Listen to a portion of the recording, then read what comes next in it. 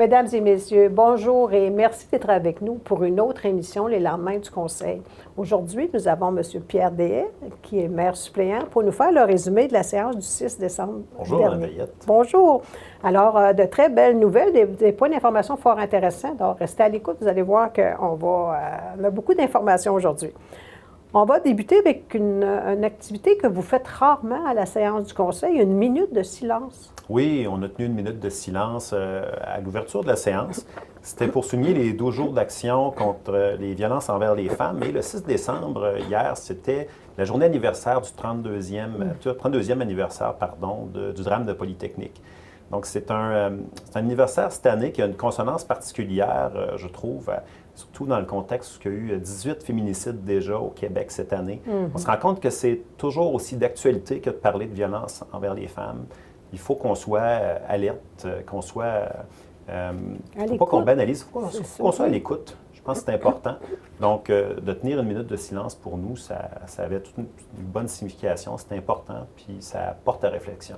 Et il y a eu des belles activités en lien avec ça pendant les 12 jours précédents, où concrètement, on a pu voir des actions qui nous font repenser cette situation très malheureuse. Des activités fort intéressantes aussi, là, comme il y a eu des cours d'autodéfense, par exemple, pour les jeunes femmes. Il y avait des activités de sensibilisation aussi. Je ne sais pas si vous avez remarqué, il y avait des traces au sol, des silhouettes au sol pour nous faire penser au féminicide qu'il y a eu cette année. Il y a eu une marche aussi. Donc, des belles activités qui ont eu cette année. C'est pas jojo comme sujet, mais je pense que c'est important quand même. Oui, c'est important d'en parler. Oui.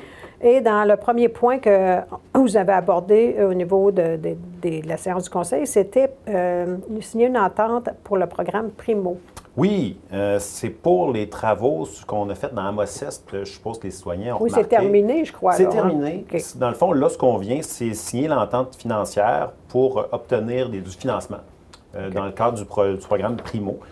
Eux, ils payent pour les canalisations qu'on met souterrain. Donc, c'est au pied linéaire des tuyaux qui étaient défectueux. Donc, on va recevoir un certain montant, mais les travaux sont effectivement terminés. Oui, il y a toujours beaucoup de paperasse autour de tous ces projets-là. Oui, on fait travailler bien du monde. Beaucoup avant, beaucoup pendant et après, oui, vraiment, c'est pas chose simple. Mais je suis très content. Je pense que les travaux sont quand même, somme toute, bien déroulés. Il y a eu certains inconvénients pour les résidents du secteur, mais maintenant, ils ont des belles rues. Et surtout, ça ne refoulera plus dans le sous-sol. Je pense qu'il y a des citoyens qui vont être heureux. Je pense, oui, effectivement. Comme à chaque année, en décembre, vous avez déterminé des salaires pour les étudiants? Oui, on a adopté les salaires 2022 pour les étudiants. Donc, ça va de 15,10 pour le salaire de base d'un étudiant jusqu'à 19,65 pour des moniteurs de camp de jour. Donc, toute une échelle entre les deux aussi. Donc, je vous encourage, si vous connaissez des jeunes qui pourraient être intéressés par un emploi étudiant à la ville d'Amos l'an prochain, les salaires sont intéressants. Le défi est intéressant aussi, je pense. C'est des belles expériences. Donc, parlez-en aux jeunes autour de vous. Et si des jeunes qui sont à l'écoute, considérez un emploi à la ville d'Amos l'été prochain. C'est ça. Sous peu, là, le formulaire devrait être sur le site Internet là, avec... Au retour des fêtes, je crois. C'est ça. Donc, les gens pourront profiter de leur congé scolaire pour remplir. Plus de réflexion. On remplit. On remplit. Vous avez procédé aussi à l'engagement de plusieurs personnes. Oui, on a embauché 4 personnes, toutes à l'externe. Donc, c'est bien agréable d'avoir des nouveaux visages à la ville d'Amos. Donc, un ouvrier spécialisé, un contremaître, une secrétaire de direction au service du greffe et une régisseuse opératrice à l'éco-centre. Donc, je voudrais souhaiter la bienvenue à Éric Nollet-Brouillette, Martin Tardif, Isabelle Payette et Sophie Boudreau. Oui. Donc, puis on a encore des postes disponibles. Surveillez notre site Internet. Surveillez, on a toujours des postes disponibles. Oui, on a des retraites. On a des retraites qui s'en viennent. Vous voulez nous parler d'un dépôt de rapport d'audit? Oui, c'est la Commission municipale du Québec qui nous a fait un rapport d'audit portant sur la façon dont la Ville adopte son programme triennal d'investissement et son budget. Donc, c'est des technicalités. Dans le fond, il y avait une question d'interprétation au niveau de comment que ça devait se faire.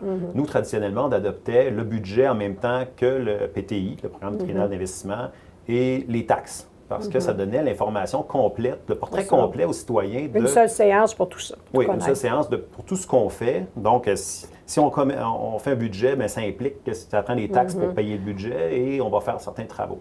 Et c'était une séance qui était exclusive. Selon ce qu'on nous dit à la commission municipale, c'est que le PTI devrait être une séance unique, exclusive, et le budget aussi. Donc, il ne faudrait pas traiter les 3 sujets en même temps. Donc, on va se conformer, il n'y a pas de problème. Mais, donc, c'était un rapport d'audit et on n'est pas les seuls. Là. Il y a énormément de municipalités qui faisaient la même chose que nous. Donc, on va faire des petits ajustements dans l'avenir. Comme dans toutes les lois, il y a l'interprétation qui peut être différente. C'est ça, tout à fait normal. Oui. Vous voulez nous parler aussi de politique en développement durable? Oui, ça fait déjà quelques années que nous souhaitons adopter une politique en développement durable. Lors de notre dernier mandat, on a fait quelques tentatives et on s'est rendu compte que c'est difficile à l'interne d'effectuer toute la démarche parce que c'est complexe. Ce qu'on veut, on veut une politique en développement durable qui soit une politique parapluie, qui vienne gouverner toutes nos autres politiques. Parce que le développement durable, c'est pas juste de l'environnement, c'est aussi le développement social, c'est les saines habitudes de vie, c'est l'équité homme-femme, l'équité intergénérationnelle. Dans le fond, l'objectif étant qu'on va laisser un milieu aussi intéressant, aussi dynamique, avec autant de possibilités pour les générations futures que nous, on aurait eu l'occasion d'en avoir. Donc, il ne faut pas se brûler, il faut être capable de bâtir l'avenir. C'est le principe d'une politique de développement durable. Et bien, c'est tellement large que c'était difficile à faire sans accompagnement. Donc, on a choisi de donner un mandat à une firme, la firme Nature Action Québec. Ils ont accompagné plusieurs autres municipalités déjà, ils connaissent ça. Et puis, j'espère que ça va nous permettre enfin, d'ici quelques mois, quelques années, d'adopter notre première politique de développement durable. Oui, parce que c'est quand même un échéancier qui est quand même sur plusieurs mois, même années. Hein, parce que, oui, c'est un accompagnement. Surtout, vous avez, s'il y a plusieurs éléments qui composent une politique, fait qu'il faut prendre le temps de tout bien les évaluer. Exact. Et chaque municipalité a ses propres... D'ailleurs, on n'a pas d'échéancier spécifique encore. Dans le fond, eux vont nous accompagner, puis ils vont nous permettre, après ça, de nous enligner. Bien, qu'est-ce qu'on veut? Quels éléments? Parce qu'il y a plusieurs éléments dans les politiques de développement durable. On parle de 13 axes. Est-ce qu'on veut traiter les 13 axes? On va-tu traiter juste de certains axes en particulier? Donc, on va amorcer la démarche, puis on va être bien accompagné pour le faire. Et sûrement qu'il y aura de la consultation à travers tout ça pour sûrement qu'à un certain supporter point, nos décisions. On va demander l'avis de nos citoyens. Très bien. En 4.16, vous avez nommé un maire suppléant différemment cette fois-ci, parce qu'habituellement, c'était pour une période de 4 mois. Et là, vous l'avez nommé pour 2 ans? Oui, bien, effectivement, c'est la personne qui vous parle qui a été nommée. Oui, qui connaît très bien son rôle. Alors, on est très heureux. Ça me fait plaisir. Donc, c'est ça. L'emploi du temps de notre maire pour les prochains mois risque d'être assez chargé avec la préfecture à l'MRC. Puis on veut essayer une formule un peu différente où ce que la personne qui va être appelée à remplacer M. le maire lorsqu'il est indisponible, bien, va être plus souvent la même. Là. Donc, du plus long terme qu'à 4 mois de la fois, là, finalement, pour être capable d'avoir un meilleur suivi des dossiers, puis être capable de mieux communiquer, dans le fond, auprès de la population, puis avec les citoyens, les différents dossiers. Donc, on essaye de cette formule-là pour... Et même à l'interne, ça va être plus facile que de dire, bon, c'était qui ce mois-ci, c'était qui? Donc, c'est ça. Ça va être même à l'interne aussi plus facile. Donc, à moins d'un changement, là, pour l'instant, pour les 2 prochaines années, ça va être moi. Alors, on va se voir un peu plus régulièrement. Probablement. Ça va me faire plaisir. Bien, moi aussi. Vous avez aussi adopté des félicitations, comme habituellement. Oui, mais cette fois-ci, c'est à l'entreprise Forage Roulier. Il y a eu le congrès du 25 au 28 octobre dernier. Il y a eu le congrès Explore de l'Association minière du Québec. Et puis, lors du gala reconnaissance, le 25, l'entreprise Forage Roulier a reçu le prix Excellence en développement durable. Wow. C'est un prix qui souligne les normes, les pratiques d'exception en matière de développement durable. C'est une compagnie d'Amos, une compagnie d'ici, qu'on est très fiers. Oui. C'est la première compagnie au Canada à obtenir la certification Écologo UL 2724. Wow. C'est une compagnie qui a travaillé aussi, qui a été impliquée dans l'élaboration de plusieurs normes et bonnes pratiques environnementales. Donc, on peut juste se réjouir d'avoir une entreprise dynamique comme ça de chez nous ici, qui est reconnue pour ses efforts. Donc, on est très, très heureux et on souhaitait féliciter la compagnie. Très bien. Et vous avez terminé avec une période réservée à l'assistance. Est-ce qu'il y avait des points particuliers? Oui, bien, on a toujours 2 périodes réservées à l'assistance, au début et à la fin. Puis on invite les citoyens à venir nous voir. Si vous avez des questions, des commentaires, venez voir comment ça fonctionne au conseil. Et les questions n'ont pas nécessairement à avoir lien avec les points de l'ordre du jour. Ça peut être une toute autre question. C'est pas obligé d'avoir un lien avec l'ordre du jour. Donc, c'est pour ça aussi, d'ailleurs, qu'il y a une première période avant, dans le fond, la séance, qui permet aux gens de s'exprimer sur différents sujets. D'ailleurs, si vous voulez venir, les prochaines séances sont les 14 décembre et 21 décembre. Oui. Et il va y avoir, lors de celle du 21, l'adoption du budget. Si vous souhaitez vous joindre à nous. Donc, cette fois-ci, il y a une question du public que je jugeais intéressante pour vos auditeurs. Il y a un citoyen qui a posé la question pourquoi il y avait des gros poteaux au coin de la 12e avenue et de la 4e rue Est. Donc, on parle d'intersection ici du dépanneur du Viaduc. Oui. Est-ce qu'on va mettre des feux de circulation à cet endroit? La réponse, c'est pas maintenant. Au plan directeur de circulation qu'on a adopté récemment, puis pour lequel il y a eu des consultations publiques, il était question d'avoir un feu à cet endroit-là si jamais il y avait du développement du côté de la coop IGA, donc du côté Est.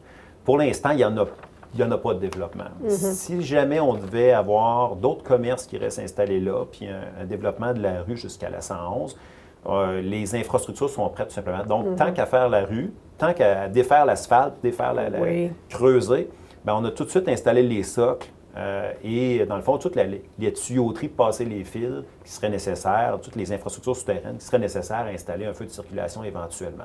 Pour être obligé de recreuser puis tout défaire si jamais on en venait à ça dans 3 ans, dans 4 ans. Mais pour l'instant, c'est un stop. Ça va rester un stop. C'est ça qu'on appelle une belle planification. Oui, on essaye. Si je veux rassurer les gens aussi, si jamais un feu de circulation arrivait là, c'est déjà prévu qu'il y ait une boucle de détection qui fait en sorte que le feu va toujours être vert dans l'axe nord-sud. Et il viendrait rouge uniquement quand il y a des voitures qui viendraient se placer finalement à l'arrêt dans l'axe est-ouest. Un peu comme sur la 6e rue Ouest, là, dans le coin vers Matagami. La route vers Matagami, c'est un... L'avenue Bouchard, si je ne m'abuse, oui. Parfait. Même principe. Principe. On se stationne, puis là, tout d'un coup, ça vient rouge dans l'autre sens. OK. Merci pour le résumé de la séance du 6 décembre. On voulait compléter avec, bon, vous l'avez dit, il y a 2 prochaines séances en décembre, une le 14 qui est une séance ordinaire, et le travail ultime que vous faites présentement, l'adoption du budget, le 21. C'est 2 mardis, par exemple? C'est 2 mardis, c'est pas habituel. Habituellement, on fait ça le lundi. Là, ça va être effectivement le mardi. 19h30, puis on invite les citoyens à aller vous voir. Toujours.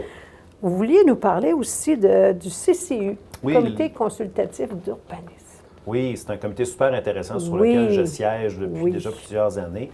Dans le fond, c'est un comité bénévole où on invite les gens à donner leur avis sur l'ensemble des...